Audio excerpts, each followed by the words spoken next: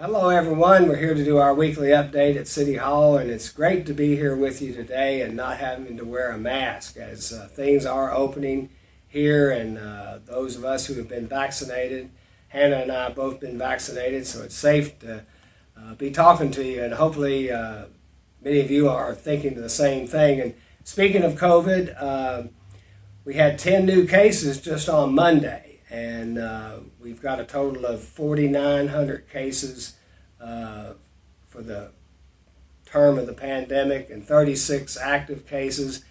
And the number of people who have deceased or died from this is 59 now here in Nelson County. But I want to talk to you about, the fact that things are opening, and again, it's, the big push is on vaccines. And I know a few weeks ago I reported that when it was 21 and older, we had about 49% of our population that was eligible had been vaccinated. But now that they've opened it to 12-year-olds and older, we're down to like under 40%. So we still got a long way to go to hit that 70% threshold that'll help us for herd immunity.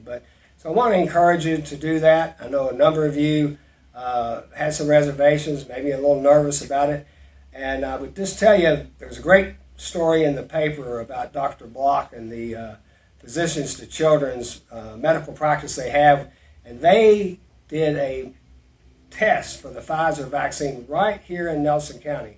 It's a great article, but the thing that you take away from that is they tested that vaccine right here in Nelson County, and it's safe. And there's not any real problems. It's safe for children. It's safe for adults. So I would encourage you to look at that, and hopefully if you've been nervous about taking or whatever, reconsider that.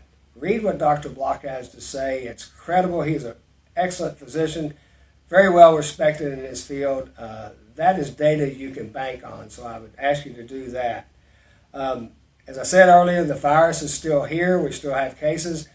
I got a personal account from a young man last week who told me he's mid-40s, healthy young man, not had any issues. He got COVID, and he was violently sick. He described this to me, violently sick for 3 days, and then, of course, had to stay home for 10 days. And when I spoke to him last week, he had been back to work only a few days, and he told me he was still very, very, very tired. And I share that with you only to let you know that the virus is still out there. You can still contact it. The viruses are the best way to keep from getting it. But if you haven't been vaccinated, again, they're encouraging you to keep wearing your mask. And this weekend is Memorial Day weekend.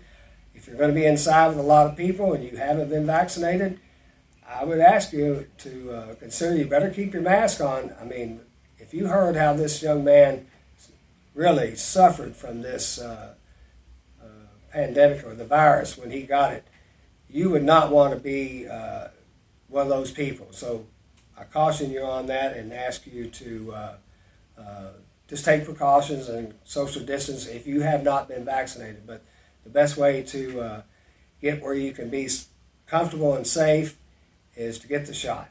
And I encourage you to do that. It's Memorial Day weekend coming up. Going to be a little cool tomorrow, but the weather gets better, I think, on Sunday and Monday, so I hope everybody will get out and enjoy it. There is an 11 a.m.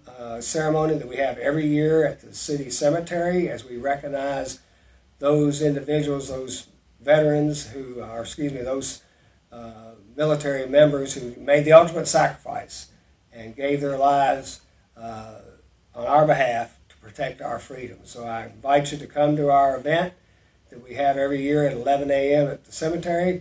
If you can't make it, take some time, though, on Monday as you celebrate with your family and friends or enjoy your day off and holiday. Remember those men and women of our armed forces who gave the ultimate sacrifice on our behalf. We have the greatest country in the world, and a great deal result of the efforts of those people. So that's my report today. Have a good weekend and enjoy your holiday.